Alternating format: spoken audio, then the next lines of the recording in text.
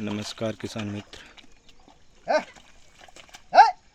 हमारे भाई साहब मतौनी कर रहे हैं।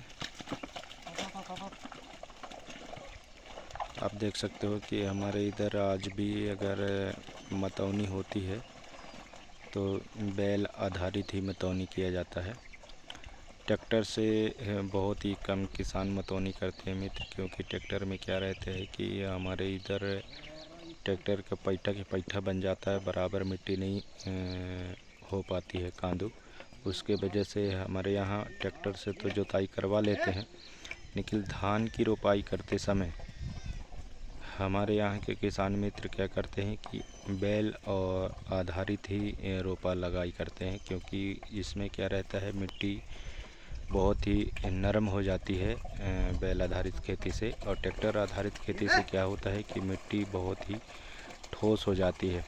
उसमें क्या रहते हैं कि जो अपने मिट्टी में अनेक प्रकार की बैक्टीरिया रहती है, वो छोटे छोटे जो जीवाणु रहते हैं मिट्टी के अंदर, जैसे केचुला हो गया और केचुला दीमक हो गया, ये हमारे किसान के बहुत बड़े मित्र हैं मित्र। केचुला और दीमक हमारे किसान के बहुत बड़े मित्र हैं। एक केचुला को बताया जा रहा है कि एक केचुला 50,000 बच्चा पैदा करने की क्षमता रखता है। और काफ़ी किसान भाई कहते हैं कि दीमक जो होती है वो फसल को नुकसान करती है। ऐसा कुछ नहीं है मित्र, दीमक उसी चीज़ को काटती है जो उसको खाने योग्य होता है, नहीं अन्यथा जैसे धान हो गया, गेहूँ हो गया, और कोई सा भी अगर आप सब्जियां लगाते हो तो इनमें दीमक का प्रकोप नहीं रहता है। आप बिल्कुल निसंकोच होकर आप खेती करिए, दीमक बिल्कुल भी आपकी फसल को नुकसान नहीं पहुंचाएगी। और केचुला तो आप जान रहे हो कि केचुला हमारा बहुत बड़ा किसान का मित्र होता है।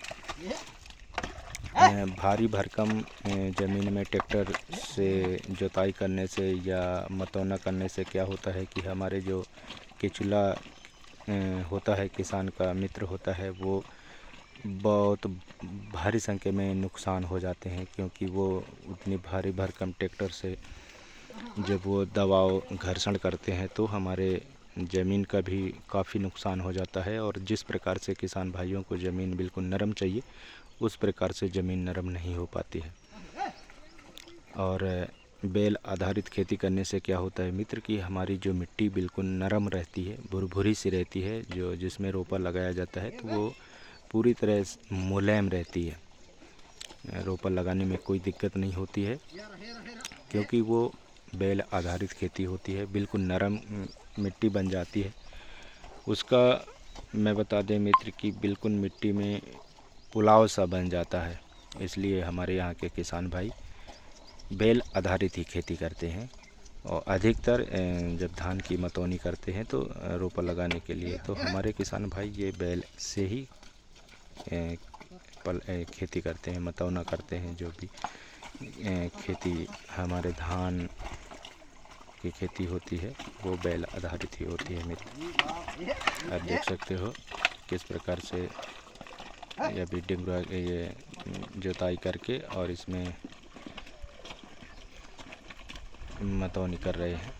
पूरी तरह मिट्टी भुरभुरी हो जाती है मित्र। चलिए मित्र, थैंक यू। आप लोगों के यहाँ किस प्रकार से धान की रोपाई के लिए मतौना किया जाता है, ट्रैक्टर से, बैल से या और किसी दूसरे यंत्र से, तो आप हमें कमेंट करिए और बताइए कि किस प्रकार से हमारे यहाँ खेती किया जाता है। हमारा वीडियो अच्छा लगे मित्र तो लाइक, शेयर और कमेंट ज़रूर करिए। हम आपको फिर मिलेंगे अगले वीडियो में।